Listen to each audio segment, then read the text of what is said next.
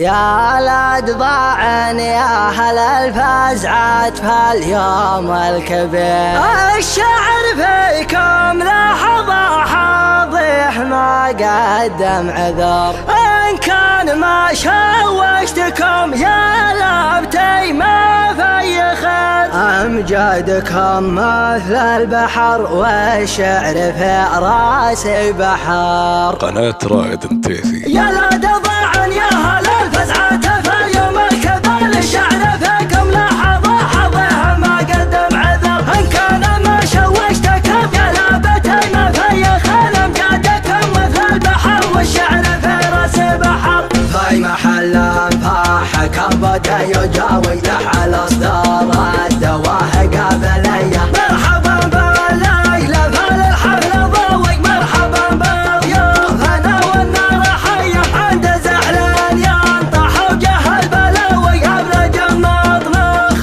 وكفوفه ندية، طالح ابن بهيده ما يرحم وياوي، نكرم ما خاف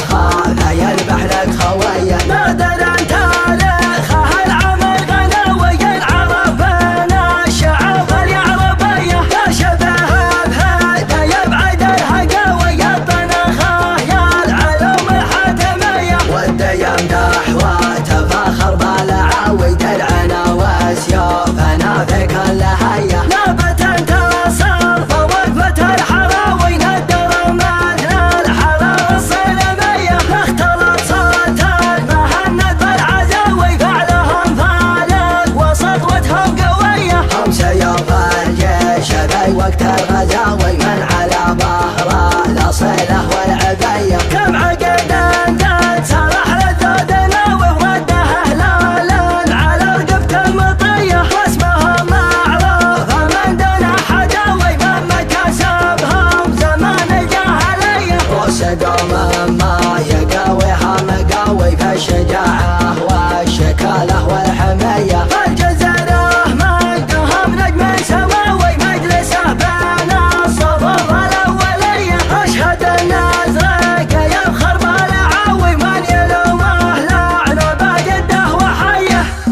يا الأدباعن يا هل الفزعات فاليوم الكبير، الشعر فيكم لحظة حظه ما قدم عذر، إن كان ما شوشتكم يا لابتي ما في خير، أمجادكم مثل البحر والشعر في راسي بحر. في محل انفاحكم بدا يجاوي لح الأصدار الدواه قابلية، مرحبا بالليلة فالحفل ضوي، مرحبا بضيوفنا والنار حية، عند زعلان ينطح وجه البلاوي، أبرج المطبخ وكفوفه ندية، طالح ابن بهيده ما يرحم وياوي، نكرم ما خاف